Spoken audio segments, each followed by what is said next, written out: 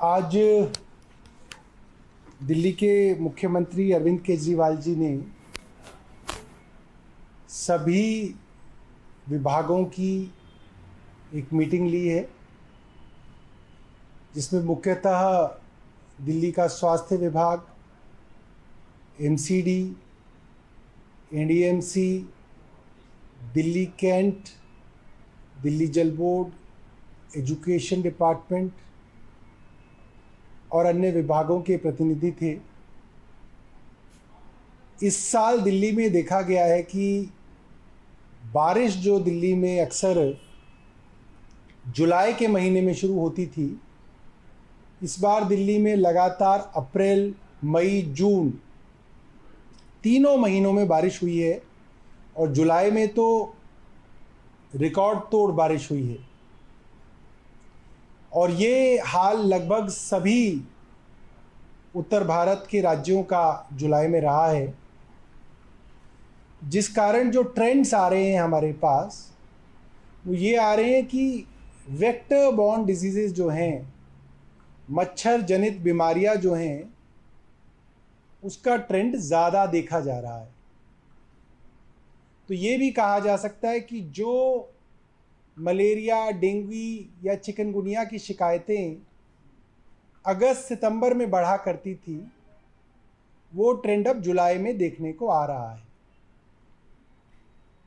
इस विषय में मुख्यमंत्री जी ने सभी विभागों की एक हाई लेवल मीटिंग आज ली,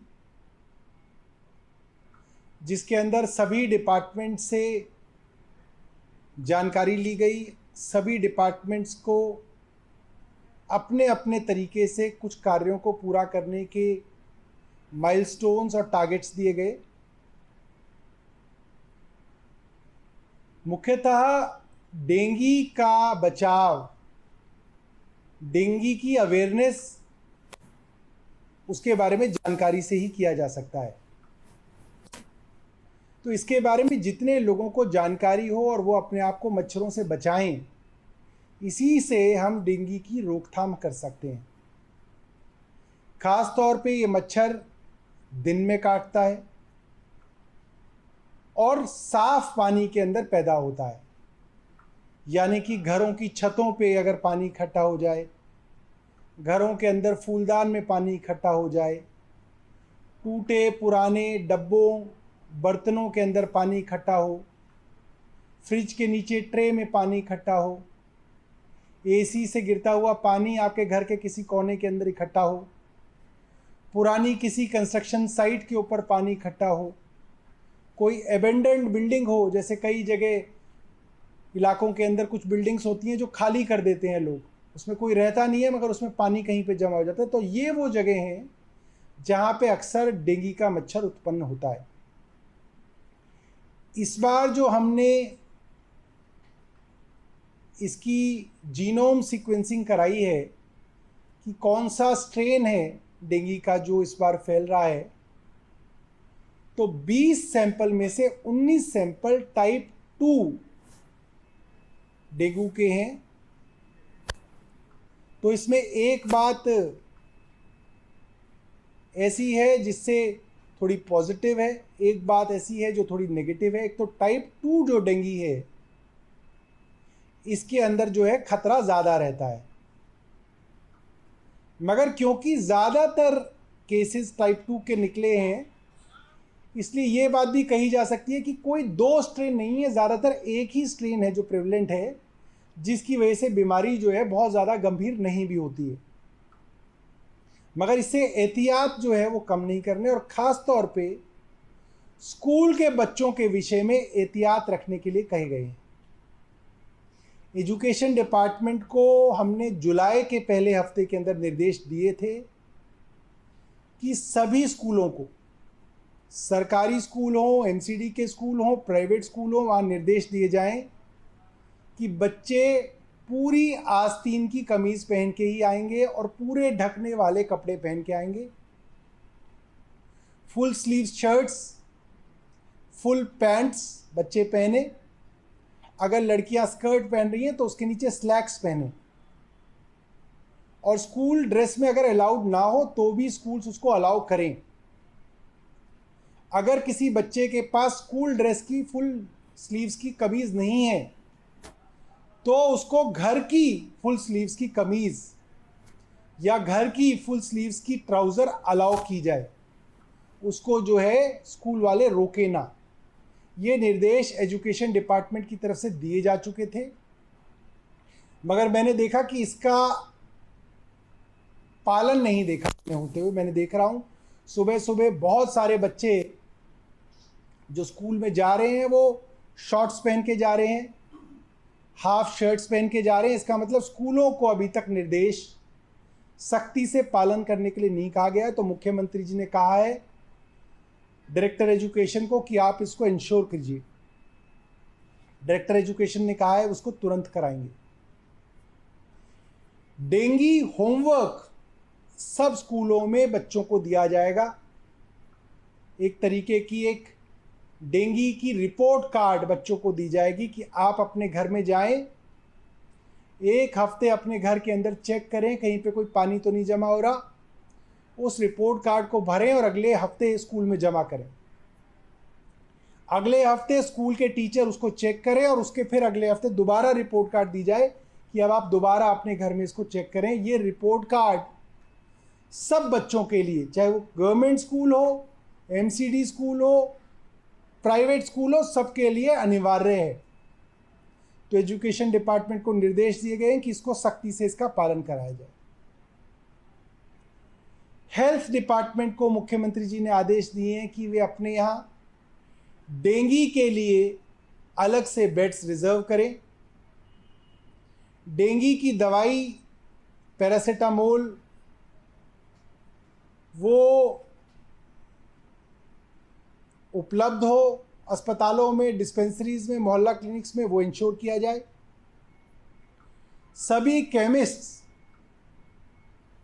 और इस तरीके के अस्पतालों को भी एडवाइजरी दी गई है कि बुखार आदि के अंदर एस्प्रिन, डिस्प्रिन, इस तरीके की इबोफ्रेन, इस तरीके की दवाइयाँ ना दी जाएं, क्योंकि इससे खून पतला होता है और इससे डेंगी और ज़्यादा नुकसान करता है।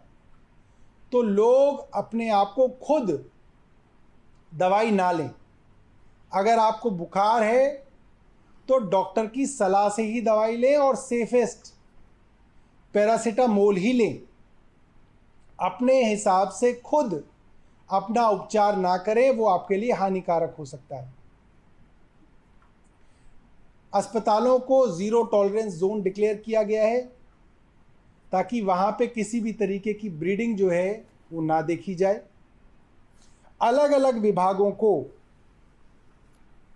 निर्देश दिए गए हैं कि उनको क्या क्या काम करने हैं। हेल्थ डिपार्टमेंट को कहा गया है कि वो रोज़ कितने लोगों को डेंगू पॉजिटिव पाया जा रहा है इसकी सूचना मीडिया के ज़रिए लोगों को तक पहुँचे, ताकि लोग अवेयर रहें। लोगों को ऐसा ना लगे नहीं डेंगू तो नहीं फैल रहा है, हमें क्या ज़रूरत है एहतियात करने की। ये जानकारी मीडिया के ज़रिए लोगों को पहुँचाई जाएगी।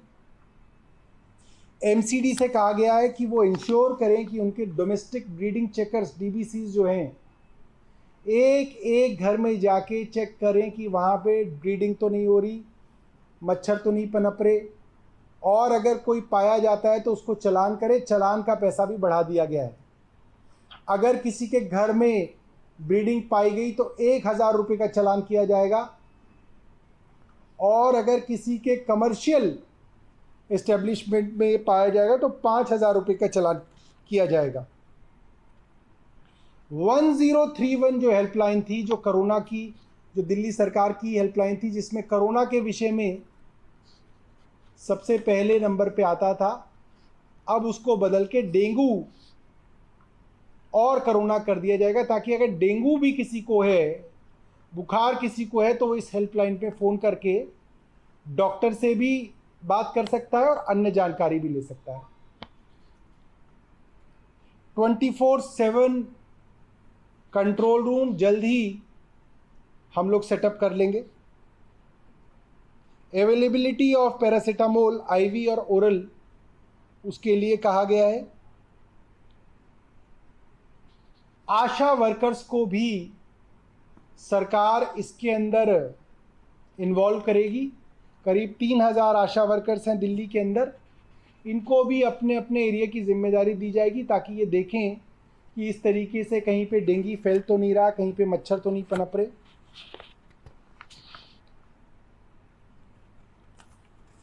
मेट्रो से हमने विशेष तौर पे बात की थी कि मेट्रो अपने मेट्रो स्टेशंस पे ये वाली अनाउंसमेंट अगर करे तो इससे भी अवेयरनेस फैल सकती है। तो मेट्रो ने ये अनाउंसमेंट करनी शुरू कर दी है, हम मेट्रो का भी बहुत धन्यवाद करना चाहते हैं।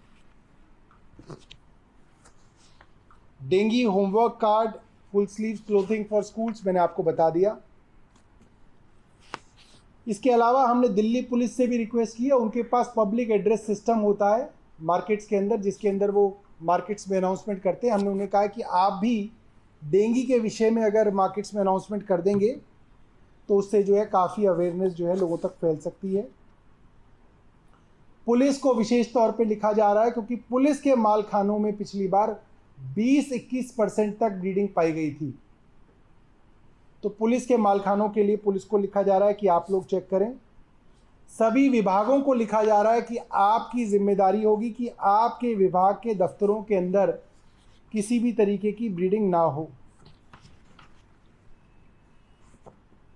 डीबीसी के विषय में मैंने आपको बता दिया, आशा वर्कर्स के विषय में। तो सरकार ने मुख्यमंत्री जी के आदेश पे और मुख्यमंत्री जी की इस मीटिंग के अंदर कई सारे फैसले लिए हैं और उन फैसलों को अमली जामा पहनाने के लिए हेल्थ डिपार्टमेंट की तरफ से लगातार हम लोग फॉलोअप मीटिंग्स करेंगे।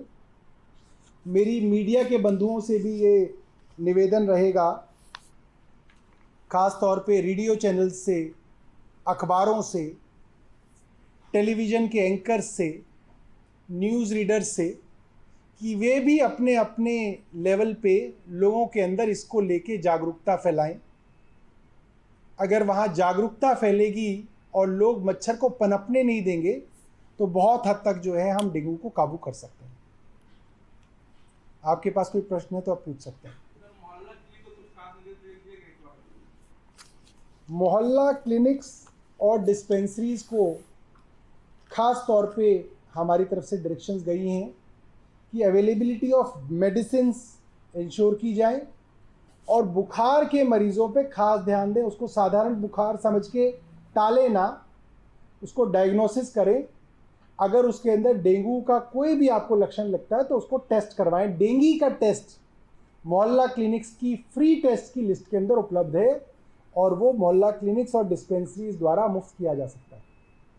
सौरभ जी, आई फ्लू के मामले देखने को मिले थे बाढ़ के बाद, उसको लेकर कुछ सरकार की तरफ से? आई फ्लू के लिए सरकार ने एडवाइजरी जो है जारी की है और जो भी बाढ़ग्रस्त एरिया थे वहाँ पे पिछले 2-1 हफ्ते से आई फ्लू के केसेस बढ़ते हुए दिख रहे हैं। इस मौसम में जनरली जो है हाई ह्यूमिडिटी के अंदर ये सब दिखते हैं। और कोई सवाल? सर, ये अभी स्थिति क्या है डेंगू की दिल्ली में, क्या केसेस हैं? अभी दिल्ली के अंदर जो डेंगू के केसेस हैं वो एमसीडी द्वारा इकट्ठा किया जाता है उसको। तो अगर कंपैरिजन हम पिछले साल के मुकाबले देखें तो जुलाई में 2021 में 16 केसेस थे, जुलाई में 2022 में 26 केसेस थे, जुलाई में 2023 में 65 केसेस आ चुके हैं। तो ट्रेंड अपवर्ड है, राइजिंग है। और इसका मेन मुख्य कारण ये है कि बरसात जो है दिल्ली में ज़्यादा भी हुई है और काफ़ी पहले से भी हो रही है। जो केसेस हमारे पास आए हैं उसके अंदर बहुत सारे केसेस बताए जाते हैं कि वो दूसरे आसपास के पड़ोसी राज्यों के भी हैं, मगर वो अगर पड़ोस में भी डेंगू के केसेस बढ़ते हैं तो इसका मतलब ये है दिल्ली में भी वो केसेस बढ़ेंगे, क्योंकि जनरली जो है पूरे नॉर्थ इंडिया का सिमिलर ट्रेंड होता है। कई बार डायग्नोसिस दिल्ली के अंदर ज़्यादा होता है क्योंकि दिल्ली में टेस्ट वगैरह की फैसिलिटी जो है वो मुफ्त में उपलब्ध रहती है। मगर मुझे लगता है कि दिल्ली सरकार जो है इसके लिए जो है चौकन्ना रहना चाहेगी और हम अपने सारे मेडिकल सिस्टम को भी हाई अलर्ट पे करेंगे।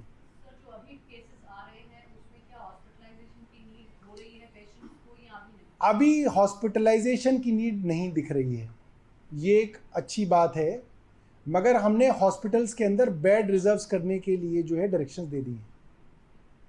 कंझाला वाला मैटर था जो लड़की को गाड़ी के नीचे मार दिया गया था, उसमें कल कोर्ट ने कहा है कि हत्या के मामले में दर्ज होना चाहिए, जो आप भी मांग कर रहे थे काफी लंबे समय से।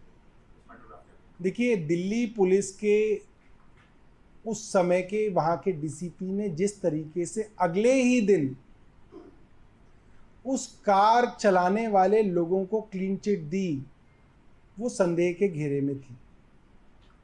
ये बात कोई भी आदमी नहीं मान सकता कि किसी गाड़ी के नीचे 20 किलोमीटर तक लाश घसीटी जाए और गाड़ी चलाने वाले और गाड़ी में बैठे हुए लोगों को ना पता चले।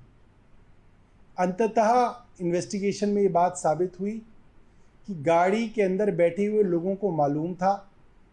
थोड़ी देर आगे जाके उन्होंने गाड़ी रोकी, 600 मीटर बाद उन्होंने नीचे देखा, देख के उन्हें पता चल गया कि लड़की उसके नीचे फंसी हुई है, मगर इसके बावजूद उन्होंने उस लड़की की एक निर्मम हत्या करने की एक मिलीजुली कोशिश की और उस कारण जो है उस लड़की की जो है मृत्यु हो गई।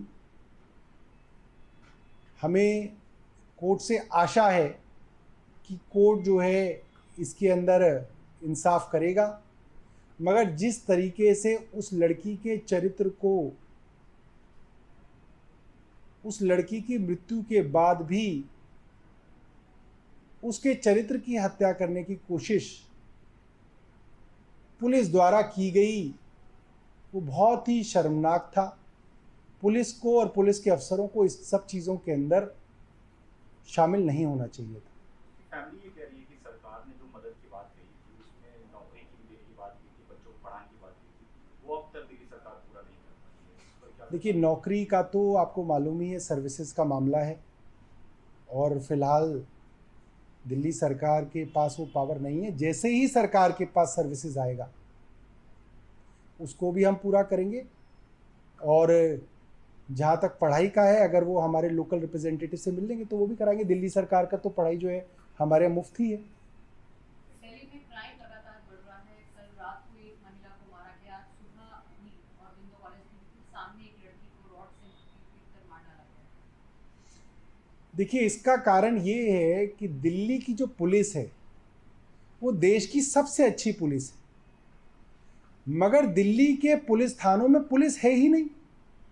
दिल्ली के अधिकांश पुलिस थानों में, मैं तो रिपोर्टर्स को कहूँगा, क्राइम के रिपोर्टर जो हैं, क्राइम की जो बीट है जिनकी, वो किसी भी थाने में एसएचओ के कमरे में चले जाएं, वहाँ एक बोर्ड लगा हुआ होता है, इस थाने में कितने कांस्टेबल्स की आवश्यकता है, कितने हैं, कितने हेड कांस्टेबल्स की आवश्यकता है, कितने हैं। आप देखोगे जितने एसएचओ चाहिए उतने हैं, जितने इंस्पेक्टर चाहिए उतने होंगे, जितने हाई जो क्या कहते हैं डेजिग्नेशन के ऑफिसर हैं वो हैं। कांस्टेबल्स, हेड कांस्टेबल, एएसआई जो है वो कम है। कांस्टेबल चाहिए होंगे 150, होंगे 50। हेड कांस्टेबल चाहिए होंगे 100, होंगे 25। ये हालत है दिल्ली पुलिस के अधिकांश थानों में। तो दिल्ली पुलिस के अंदर जो असली मैन पावर है वो बड़े बड़े वीआईपीज़ के जो उनके जो बंदोबस्त होते हैं उसके अंदर लगाए जाते हैं या रिजर्व में रखे जाते हैं। ये बड़ा कारण है। एसएचओ क्या करेगा अकेला? एसीपी डीसीपी क्या करेंगे जब उसके पास जो है आपने बीट के लिए ही कांस्टेबल्स नहीं छोड़े हुए, इलाके में घूमने के लिए नहीं भेजे? ये काम एलजी साहब का है, एक ही काम है उनके पास दिल्ली में, वो तो करते नहीं है, पता नहीं क्या क्या काम करते रहते हैं।